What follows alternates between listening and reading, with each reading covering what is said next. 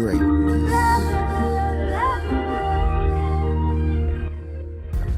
Hola, bienvenido a Los Ecos de Sur, donde encontrarás cuentos, leyendas, narraciones, fábulas y más.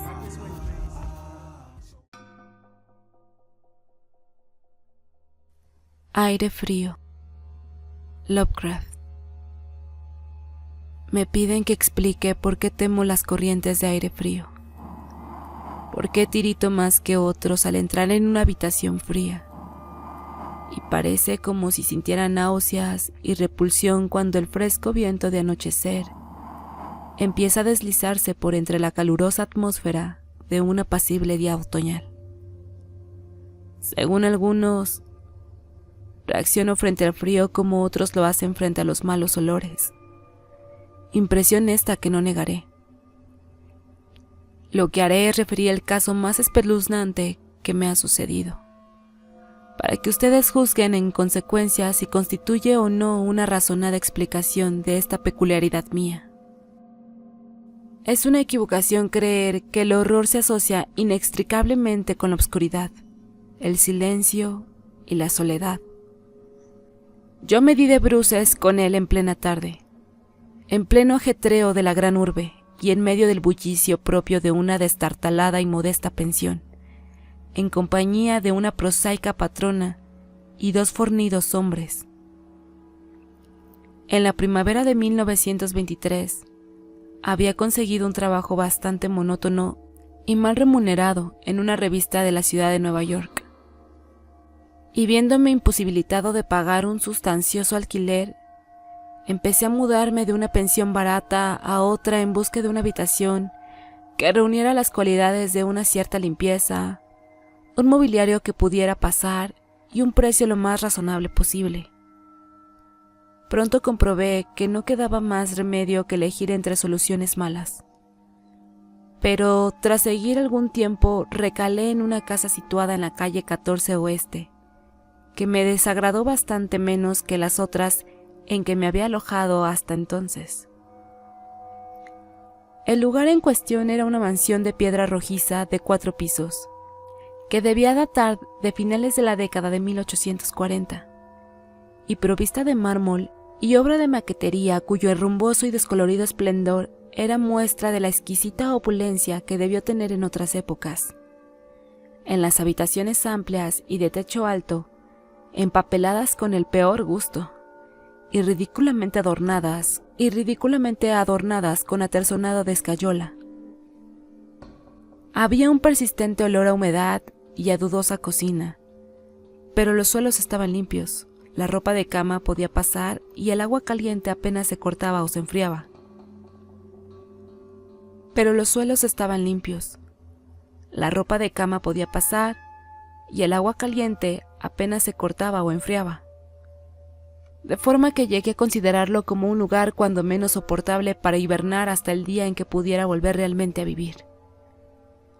La patrona, una desaliñada y casi barbuda mujer española apellidada Herrero, no me importunaba con habladurías ni se quejaba cuando dejaba encendida la luz hasta altas horas en el vestíbulo de mi tercer piso. Y mis compañeros de pensión eran tan pacíficos y poco comunicativos como desearía. Tipos toscos, españoles en su mayoría, apenas con el menor grado de educación. Solo el estrépito de los coches que circulaban por la calle constituía una auténtica molestia. Llevaría allí unas 3 semanas cuando se produjo el primer extraño incidente. Una noche, a eso de las 8, oí como si cayeran gotas en el suelo y de repente advertí que llevaba un rato respirando el acre olor característico del amoníaco. Tras echar una mirada a mi alrededor, vi que el techo estaba húmedo y goteaba. La humedad procedía, al parecer, de un ángulo de la fachada que daba a la calle. Deseoso de cortarla en su origen, me dirigí apresuradamente a la planta baja para decírselo a la patrona, quien me aseguró que el problema se solucionaría de inmediato. «El doctor Muñiz», dijo en voz alta mientras corría escaleras arriba delante de mí, «ha debido derramar algún producto químico. Está demasiado enfermo para cuidar de sí mismo. Cada día que pasa está más enfermo, pero no quiere que nadie la atienda. Tiene una enfermedad muy extraña. Todo el día se lo pasa tomando baños de un olor la mar de raro y no puede excitarse ni acalorarse. Él mismo se hace la limpieza. Su pequeña habitación está llena de botellas y de máquinas y no ejerce de médico, pero en otros tiempos fue famoso. Mi padre oyó hablar de él en Barcelona y no hace mucho le curó al fontanero un brazo que se había herido en un accidente. Jamás sale. Todo lo más se le ve de vez en cuando en la terraza, y mi hijo Esteban le lleva a la habitación la comida, la ropa limpia, las medicinas y los preparados químicos. ¡Dios mío! Hay que ver la sal de amoníaco que gasta ese hombre para estar siempre fresco. Mr. Serrero desapareció por el hueco de la escalera, en dirección al cuarto piso, y yo volví a mi habitación. El amoníaco dejó de gotear, y mientras recogía el que se había vertido y abría la ventana para que entrase aire, oía arriba los macilentos pasos de la patrona. Nunca había oído hablar al doctor Muñoz, a excepción de ciertos sonidos que parecían más bien propios de un motor de gasolina. Su andar era calmo y apenas perceptible. Por unos instantes me inquirí qué extraña dolencia podía tener aquel hombre, y si su obstinada negativa a cualquier auxilio proveniente del exterior no sería sino el resultado de una extravagancia sin fundamento aparente. Ay, se me ocurrió pensar en un tremendo de patos, en el estado de aquellas personas que en algún momento de su vida han ocupado una posición alta y posteriormente la han perdido. Tal vez no hubiera nunca conocido al doctor Muñoz de no haber sido por el ataque al corazón que de repente sufrí una mañana mientras escribía en mi habitación. Los médicos me habían advertido del peligro que corría si me sobrevenían tales excesos, y sabía que no había tiempo que perder. Así pues, recordando lo que la patrona había dicho acerca de los cuidados prestados por aquel enfermo al obrero herido, me arrastré como pude hasta el piso superior y llamé débilmente a la puerta justo encima de la mía. Mis golpes fueron contestados en un buen inglés por una extraña voz, situada a cierta distancia a la derecha de la puerta, que preguntó cuál era mi nombre y el objeto de mi visita. Aclarados ambos puntos, se abrió la puerta contigua a la que yo había llamado. Un soplo de aire frío salió a recibirme a manera de saludo, y aunque era uno de esos días calurosos de finales de junio, me puse a tiritar al traspasar el umbral de una amplia estancia, cuya elegancia y suntuosa decoración me sorprendió en tan destartalado y mugriento nido. Una cama plegable desempeñaba ahora su diurno papel de sofá, y los muebles de caoba, lujosas cortinas, antiguos cuadros y añejadas estanterías hacían pensar más en el estudio de un señor de buena crianza que en la habitación de una casa de huéspedes. Pude ver que el vestíbulo que había encima del mío, la pequeña habitación, llena de botellas y máquinas a la que se había referido Mr. Serrero, no era sino el laboratorio del doctor, y que la principal habitación era la espaciosa pieza contigua a este cuyos confortables nichos y amplio cuarto de baño le permitían ocultar todos los aparadores y engorrosos ingenios utilitarios. El doctor Muñoz, no cabía duda, era todo un caballero culto y refinado. La figura que tenía ante mí era de estatura baja pero extraordinariamente bien proporcionada, y llevaba un traje un tanto formal de excelente corte, una cara de nobles facciones, de expresión firme aunque no arrogante, adornada por una recortada barba de color gris metálico y unos anticuados quevedos que protegían unos oscuros y grandes ojos coronando una nariz alguileña. Conferían un toque moruno a una fisonomía por lo demás predominante celtibérica. El abundante y bien cortado pelo, que era prueba de puntuales visitas al barbero, estaba partido con gracia por una raya encima de su respetable frente. Su aspecto general sugería una inteligencia fuera de lo corriente y una creencia y educación excelente. No obstante, al ver al doctor Muñoz en medio de aquel chorro de aire frío, experimenté una repugnancia que nada en su aspecto parecía justificar. Solo la palidez de su tez y la extrema frialdad de su tacto podrían haber proporcionado un fundamento físico para semejante sensación, e incluso ambos defectos eran excusables habida cuenta de la enfermedad que padecía aquel hombre. Mi desagradable impresión pudo también deberse a aquel extraño frío, pues no tenía nada de normal en tan caluroso día, y lo anormal suscita siempre aversión, desconfianza y miedo. Pero la repugnancia se dio pronto paso a la admiración, pues las extraordinarias dotes de aquel singular médico se pusieron al punto de manifiesto a pesar de aquellas heladas y temblorosas manos por las que parecía no circular sangre. Le bastó una mirada para saber lo que me pasaba, siendo sus auxilios de una destreza magistral. Al tiempo me tranquilizaba con una voz finamente modulada, aunque extrañamente hueca y carente de todo timbre, diciéndome que era el más implacable enemigo de la muerte, y que había gastado su fortuna personal y perdido a todos sus amigos por dedicarse toda su vida a extraños experimentos para hallar la forma de detener y extirpar la muerte. Algo de benevolente fanatismo parecía advertirse en aquel hombre, mientras seguía hablando en un tono casi locuaz, al tiempo que me auscultaba el pecho y mezclaba las drogas que había conseguido de la pequeña habitación, destinada al laboratorio hasta conseguir la dosis de vida. Evidentemente, la compañía de un hombre educado debió parecerle una rara novedad en aquel miserable antro.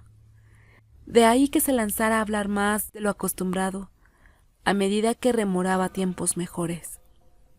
Su voz, aunque algo rara, tenía al menos un efecto sedante, y ni siquiera pude percibir su respiración mientras las fluidas frases salían con un exquisito esmero de su boca.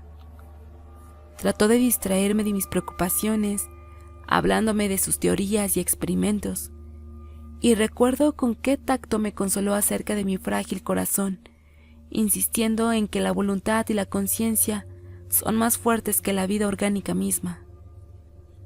Decía que si lograba mantenerse saludable y en buen estado del cuerpo, se podía, mediante el esforzamiento científico de la voluntad y la conciencia, conservar una especie de vida nerviosa, cualesquiera que fuesen los graves defectos, disminuciones o incluso ausencias de órganos específicos que se sufriera. Algún día, me dijo medio en broma, me enseñaría cómo vivir, o al menos llevar una cierta existencia consistente, sin corazón. Por su parte, sufría de una serie de dolencias que le obligaban a seguir un régimen muy estricto, que incluía la necesidad de estar expuesto constantemente al frío. Cualquier aumento apreciable de la temperatura podía, acaso de prolongarse, afectarle fatalmente, y había logrado mantener el frío que reinaba en su estancia de unos 11 a 12 grados, gracias a un sistema absorbente de enfriamiento por amoníaco, cuyas bombas eran accionadas por el motor de gasolina que con tanta frecuencia oía desde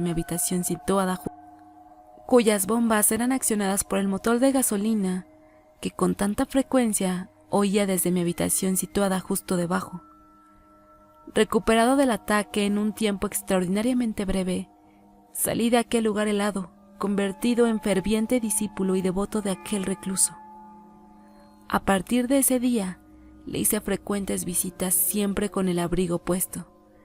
Le escuchaba atentamente mientras hablaba de secretas investigaciones y resultados casi escalofriantes, y un estremecimiento se apoderó de mí al examinar los singulares y sorprendentes volúmenes antiguos que se alineaban en las estanterías de su biblioteca. Debo añadir que me encontraba ya casi completamente curado de mi dolencia, gracias a sus acertados remedios. Al parecer, el doctor Muñoz no desdeñaba los conjuros de los medievalistas, pues creía que aquellas fórmulas crípticas contenían raros estímulos psicológicos que bien podrían tener efectos indecibles sobre la ausencia de un sistema nervioso en el que ya no se dieran pulsaciones orgánicas. Me impresionó grandemente lo que me contó del anciano doctor Torres, de Valencia, con quien realizó sus primeros experimentos y que le atendió a él en el curso de la grave enfermedad que padeció 18 años atrás y de la que procedían sus actuales trastornos.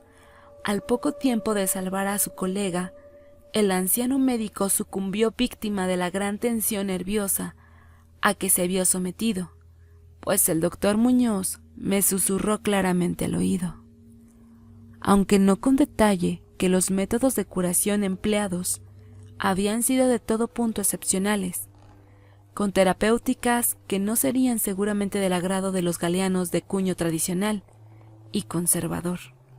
A medida que transcurrían las semanas, observé con dolor que el aspecto físico de mi amigo iba desmejorándose, lentamente pero irreversiblemente, tal como me había dicho Mr. Cerrero. Se intensificó el lívido aspecto de su semblante, su voz se hizo más hueca e indistinta, sus movimientos musculares perdían coordinación de día en día y su cerebro y voluntad desplegaban menos flexibilidad e iniciativa.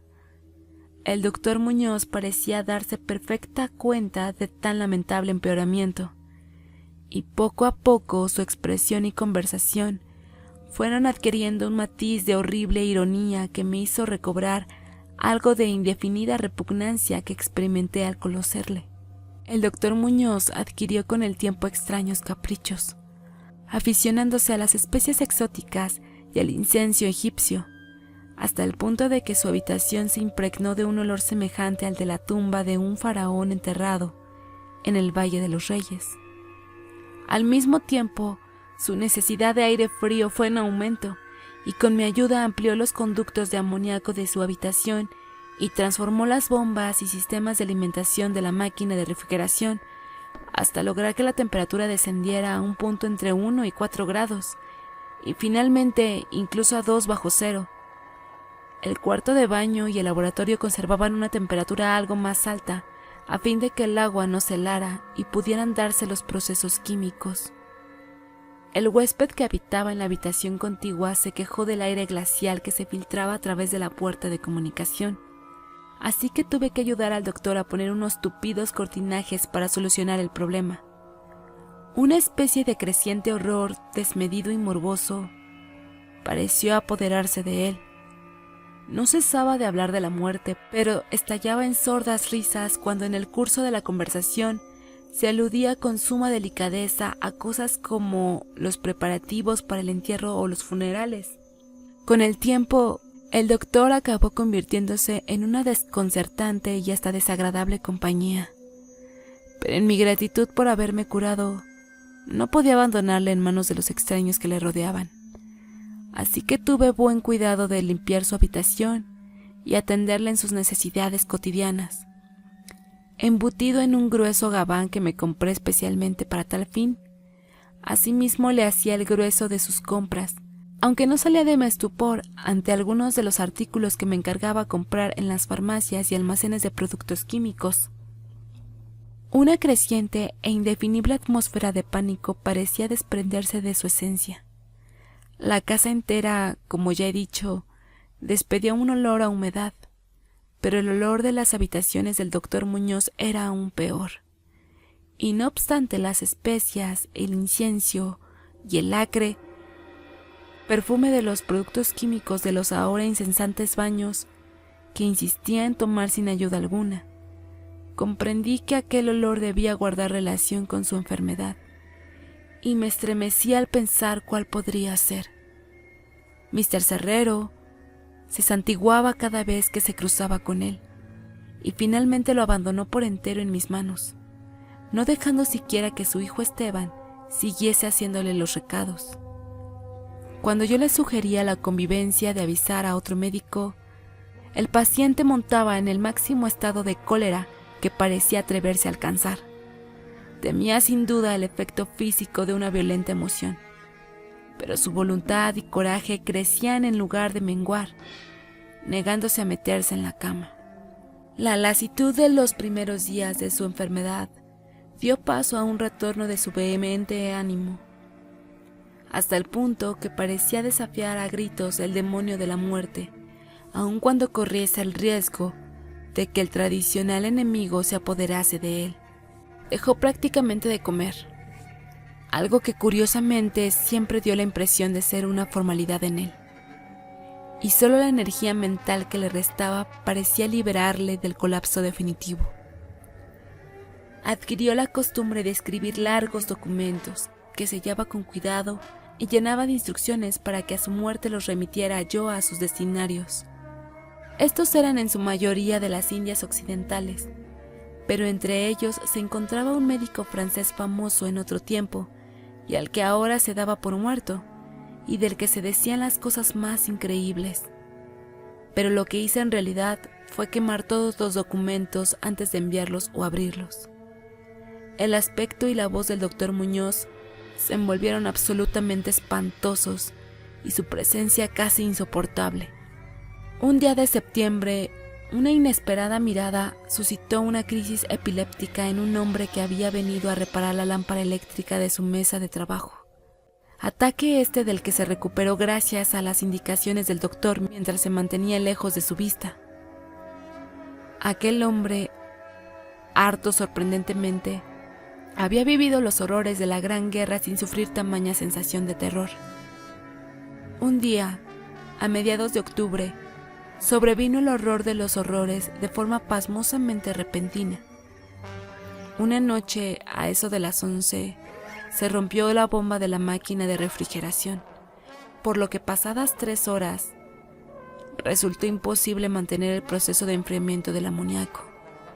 El doctor Muñoz me avisó dando golpes en el suelo y yo hice lo imposible por reparar la avería, mientras mi vecino no cesaba de lanzar imprecaciones en una voz tan examiné y espeluznantemente hueca que excede todo posible descripción. Mis esfuerzos de aficionado empeoró, resultaron inútiles, y cuando al cabo de un rato me presenté con un mecánico de un garage nocturno cercano, comprobamos que nada podía hacerse hasta la mañana siguiente, pues hacía falta un nuevo pistón.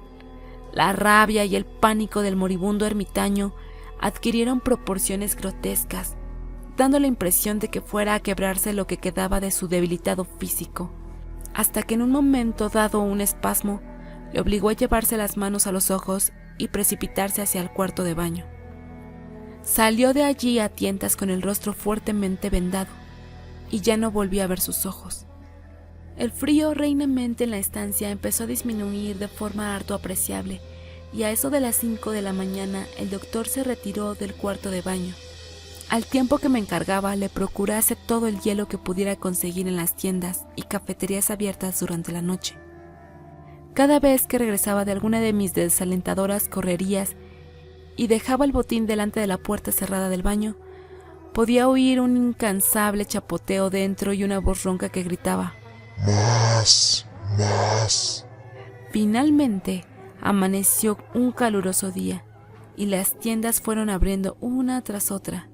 Le pedí a Esteban que me ayudara en la búsqueda del hielo mientras yo me encargaba de conseguir el pistón, pero siguiendo las órdenes de su madre, el muchacho se negó en redondo. En la última instancia, contraté los servicios de un haragán de aspecto zarrapastroso, a quien encontré en la esquina de la 8ª Avenida, a fin de que le subiera al paciente hielo de una pequeña tienda en la que le presenté. Mientras yo me entregaba con la mayor diligencia a la tarea de encontrar un pistón para la bomba y conseguir los servicios de un obrero competentes que lo instalaran, la tarea parecía interminable, y casi llegué a montar tan en cólera como mi ermitaño vecino al ver cómo transcurrían las horas, yendo de acá para allá sin aliento y sin ingerir alimento alguno. Tras mucho telefonear en vano e ir de un lado a otro en metro y automóvil, serían las 12 cuando muy lejos del centro encontré un almacén de repuestos donde tenía lo que buscaba, y aproximadamente 1 hora y media después llegaba a la pensión con el instrumental necesario y 2 fornidos y avesados mecánicos. Había hecho todo lo que estaba en mi mano, y solo me quedaba esperar que llegase a tiempo. Sin embargo, un indecible terror me había precedido. La casa estaba totalmente alborotada, y por encima del incesante parloteo de las atemorizadas voces, pude oír a un hombre que rezaba con profunda voz debajo. Algo diabólico flotaba en el ambiente, y los huéspedes pasaban las cuentas de sus rosarios al llegar hasta ellos el olor que salía por debajo de la trancada puerta del doctor. Al parecer, el tipo que había contratado salió precipitadamente dando histéricos alaridos al poco de regresar de su segundo viaje en busca de hielo. Quizá se debiera todo a un exceso de curiosidad. En la precipitada huida no pudo, desde luego, cerrar la puerta tras de sí, pero lo cierto es que estaba cerrada, y a lo que parecía desde el interior, dentro no se oía el menor ruido, salvo un indefinible goteo lento y espeso. Tras consultar brevemente con Mr. Cerrero y los obreros, no obstante el miedo que me tenía atesanado, opiné que lo mejor sería forzar la puerta, pero la patrona halló el modo de hacer girar la llave desde el exterior sirviéndose de un artilugio de alambre. Con anterioridad habíamos abierto las puertas del resto de las habitaciones de aquel ala del edificio, y otro tanto hicimos con las ventanas. A continuación, y protegidas las narices con pañuelos, penetramos temblando de miedo en la hedionda habitación del doctor, que orientada al mediodía abrazaba con el caluroso sol de las primeras horas de la tarde. Una especie de rastro oscuro y viscoso llevaba desde la puerta abierta del cuarto de baño a la puerta del vestíbulo y desde allí al escritorio, donde se había formado un horrible charco. Encima de la mesa había un trozo de papel, garrapateado a lápiz por una repulsiva y ciega mano, terriblemente manchado, también, al parecer, por las mismas garras que trazaron apresuradamente las últimas palabras. El rastro llevaba hasta el sofá, en donde finalizaba inexplicablemente. Lo que había o hubo en el sofá es algo que no puedo ni me atrevo a decir aquí. Pero esto es lo que, en medio de un estremecimiento general, descifré del pingoso y embardunado papel. Antes de sacar una cerilla y prenderle a fuego hasta quedar solo una pavesa, lo que conseguí descifrar aterrorizado mientras la patrona y los dos mecánicos salían disparados de aquel infernal lugar hacia la comisaría más próxima para balbucear sus incoherentes historias. Las nauseabundas palabras resultaban poco menos que increíbles en aquella amarillenta luz solar.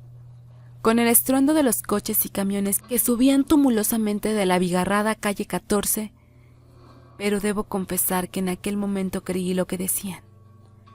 Sí, las creo ahora. Es algo que sinceramente ignoro. Hay cosas acerca de las cuales es mejor no especular. Y todo lo que puedo decir es que no soporto lo más mínimo el olor a amoníaco, y que me siento desfallecer ante una corriente de aire excesivamente frío. Ha llegado el final, rezaban aquellos hediondos garrapatados. No queda hielo. El hombre ha lanzado una mirada y ha salido corriendo. El calor aumenta por momentos y los tejidos no pueden resistir. Me imagino que lo sabe. Lo que dije sobre la voluntad, los nervios y la conservación del cuerpo una vez que han dejado de funcionar los órganos. Como teoría era buena, pero no podía mantenerse indefinitivamente. No conté con el deterioro gradual. El doctor Torres lo sabía, pero murió de la impresión. No fue capaz de soportar lo que hubo de hacer. Tuvo que introducirme en un lugar extraño y oscuro, cuando hizo caso a lo que le pedía en mi carta, y logró curarme. Los órganos no volvieron a funcionar. Tenía que hacerse a mi manera. Conservación artificial. Pues, comprende, yo fallecí en aquel entonces, hace 18 años.